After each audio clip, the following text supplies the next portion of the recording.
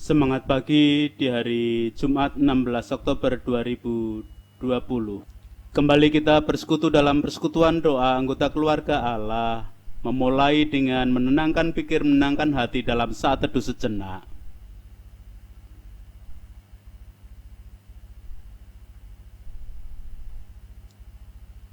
Pertolongan kita hanya berasal dari Allah yang telah menciptakan langit bumi beserta segala isinya. Kasih karunia dan damai sejahtera yang dari Allah Bapa kita dan Tuhan Yesus Kristus ada pada saudara sekalian. Amin. Anggota keluarga Allah, hari ini kita bersama-sama memperhatikan sabda Tuhan di dalam kitab Ulangan pasal ke-17 ayatnya 14 sampai dengan 20 yang demikian.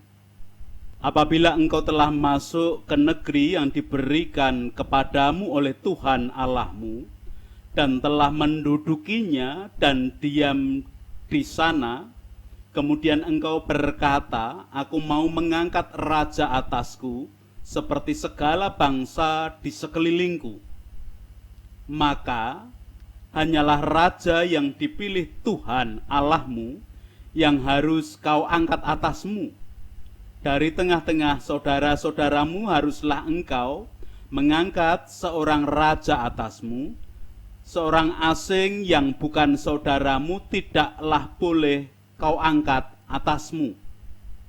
Hanya janganlah ia memelihara banyak kuda, dan janganlah ia mengembalikan bangsa ini ke Mesir untuk mendapat banyak kuda, sebab Tuhan telah berfirman kepadamu, janganlah sekali-kali kamu kembali melalui jalan ini lagi.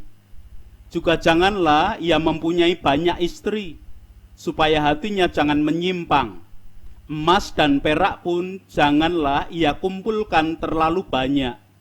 Apabila ia duduk di atas tahta kerajaan, maka haruslah ia menulis baginya salinan hukum ini menurut kitab yang ada pada imam-imam orang Lewi.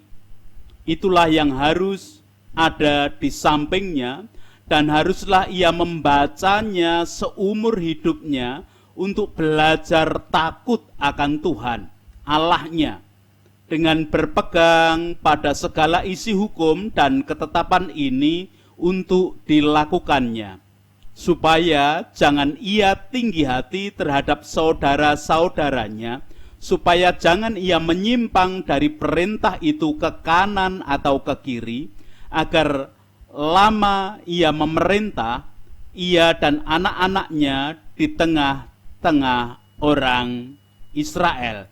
Demikian Ulangan 17 ayat 14 sampai 20. Anggota keluarga Allah, tema perenungan sabda Tuhan hari ini dipanggil untuk belajar tiada henti. Berdasar tema tersebut, mungkin kita berpikir bagaimana kalau sudah tua? Apakah harus terus belajar? Atau pertanyaan lain yang mungkin muncul di benak kita, apakah belajar yang dimaksud harus di bangku sekolah atau di bangku kuliah atau di tempat-tempat belajar resmi? Mari kita belajar bersama melalui bacaan kita hari ini. Bacaan kita menceritakan tentang bangsa Israel memulai kehidupan seperti bangsa-bangsa lainnya di tanah yang telah menjadi hak milik mereka yang diberikan oleh Tuhan Allah sendiri. Israel sudah tidak ingin berada di bawah kepemimpinan Tuhan. Mereka juga ingin memiliki seorang raja manusia seperti bangsa lainnya. Dan kepada umatnya, Tuhan memberikan syarat-syarat yang harus mereka perhatikan tentang seorang raja. Raja itu harus dipilih oleh Tuhan dari antara orang Israel. Raja tidak boleh memiliki banyak kuda, banyak istri, banyak emas serta perak. Kuda pada masa itu menjadi bukti kekuatan seseorang. Emas dan perak adalah ukuran pasti akan tingkat kekayaan seseorang. Sedangkan istri dapat menunjuk kepada kekuasaan yang menyangkut daerah atau kerajaan yang ditaklukkan oleh sang raja. Karena pada masa itu banyak pernikahan raja yang bersifat politis. Apabila seorang raja mengandalkan semuanya itu, dapat berarti raja mengandalkan dirinya sendiri, bukan Tuhan. Dia akan mudah menyimpang dan membuat umat Israel kembali ke dalam pembuangan. Untuk itu seorang raja harus memiliki dan membaca salinan hukum Taurat. Salinan hukum inilah yang mengajarkannya takut akan Tuhan dan tidak meninggikan diri terhadap saudara-saudaranya. Ini pula yang memastikan pemerintahannya dapat bertahan hingga anak-anaknya.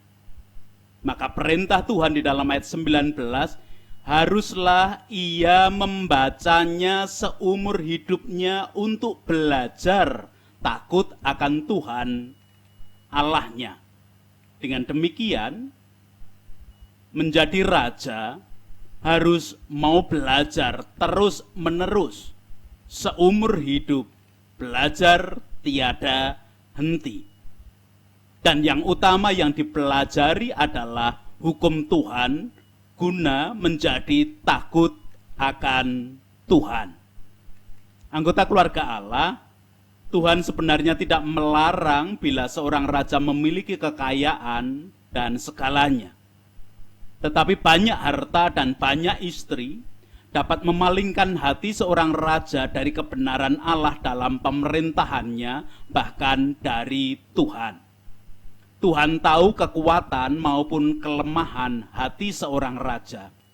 Karena itu, raja membutuhkan tuntunan yang bukan berasal dari para ahli di muka bumi ini, melainkan hukum dan aturan yang dari Tuhan sendiri.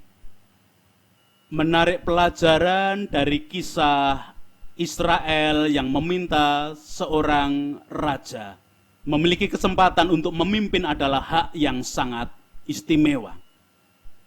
Anggota keluarga Allah, sebenarnya setiap pribadi kita dipanggil untuk menjadi pemimpin. Dan setiap kita adalah seorang pemimpin. Entah kita pimpinan dalam suatu grup kegiatan, kita pimpinan dalam suatu kelompok, kita pimpinan dalam rumah tangga, kita pimpinan dalam suatu perusahaan, kita pimpinan dalam suatu instansi, kita pimpinan dimanapun termasuk di dalam pelayanan gereja. Bahkan pribadi kita sendiri juga perlu kita pimpin. Bukankah sebenarnya masing-masing kita memimpin tubuh jasmani kita, akal kita, pikiran kita, perasaan kita, hati kita, dan semua yang Tuhan berikan bagi kehidupan kita. Untuk itulah masing-masing pribadi sebenarnya adalah seorang pemimpin. Untuk itu, berhati-hatilah agar tidak menyimpang dari Tuhan. Jangan mengandalkan diri atau kekuatan sendiri. Perlu terus-menerus untuk belajar akan takut kepada Tuhan. Belajar dan belajar tiada pernah berhenti untuk takut kepada Tuhan. Melalui sabdanya, melalui firman-Nya, melalui aturan dan perintah yang diberikan oleh Tuhan. Karena kita masing-masing adalah pemimpin. Terkait di dalam kehidupan kebersamaan, apabila memilih seorang pemimpin, pilihlah seorang yang rendah hati dan hanya mengutamakan kehendak Tuhan di atas kepentingan pribadi atau kelompok. Itulah pentingnya kita selalu mau belajar takut akan Tuhan. Tuhan memberkati bagi setiap anggota keluarga Allah. Amin. Anggota keluarga Allah, sungguh berbahagia ada sabda yang mengingatkan, menolong kita tentang siapa kita menjadi pemimpin bagi setiap kehidupan, bahkan bagaimana cara kita menentukan pilihan di dalam kepemimpinan melalui kebersamaan hidup di tengah-tengah bangsa dan negara ini. Mari kita nyanyikan Kidung Jemaat 392, bait pertama dan ketiga menjadi nyanyian tanggapan kita, Ku berbahagia.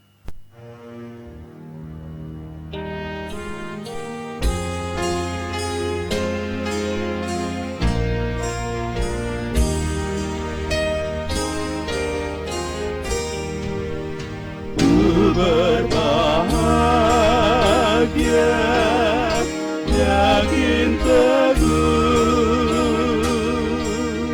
Yesus abadi kepunyaanku. Aku warisnya, ku ditebus, ciptaan baru, Roh Kudus. Aku bernyanyi bahagia,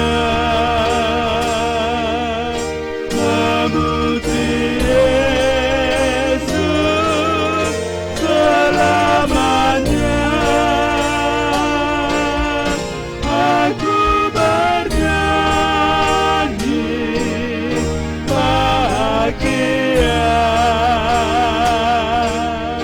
memuji Yesus selamanya. Aku serahkan diri penuh dalam Tuhanku, hatiku teduh, sambil menyongsong kembalinya. Ku diliputi anugerah, aku bernyanyi bahagia,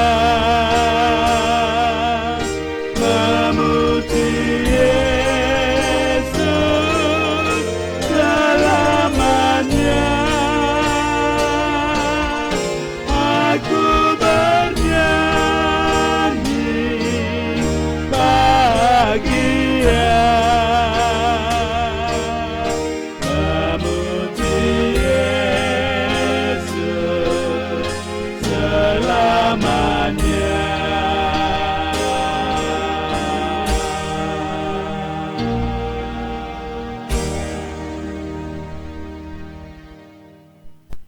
Kita berdoa bersama.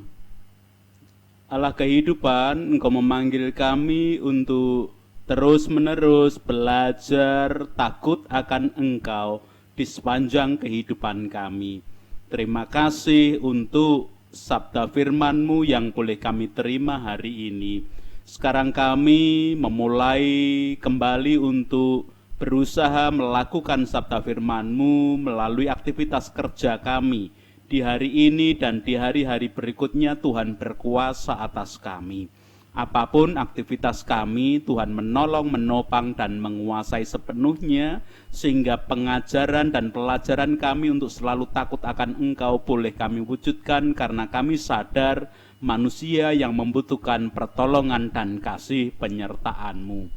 Allah kehidupan, di dalam keterbatasan manusiawi kami menghadapi suasana kehidupan yang tidak menentu, kami semakin untuk belajar takut akan Engkau dengan segala kondisi kami.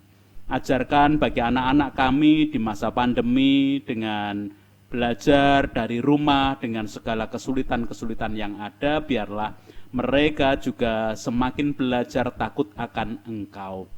Kami menyerahkan muda-mudimu yang berlatih untuk bekerja ataupun yang berusaha untuk menemukan pasangan yang sepadan.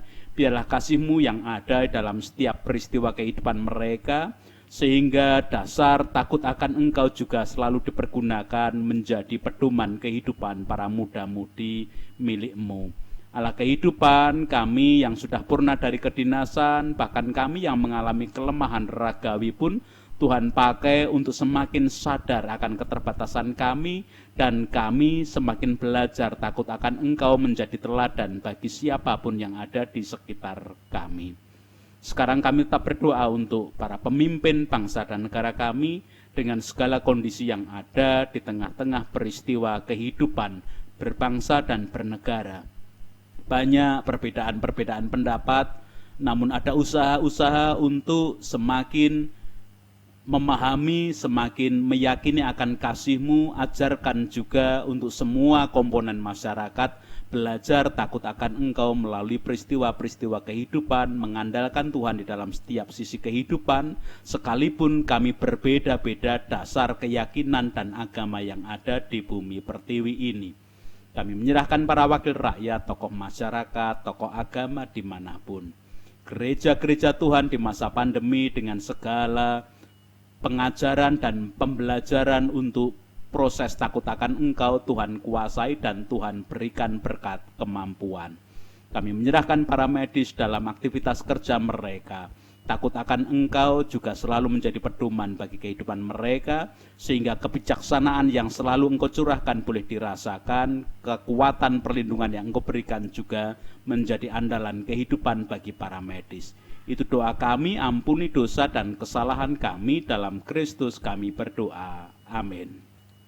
Sekarang melanjutkan kehidupan dengan tetap membawa berkat-Nya. Kasih karunia dan damai sejahtera dari Allah Bapa kita dan dari Tuhan Yesus Kristus di dalam persekutuan dengan Roh-Nya yang kudus tercurah, melingkupi, menjadi berkat, menjadi pengarah kehidupan bagi setiap anggota keluarga Allah. Amin.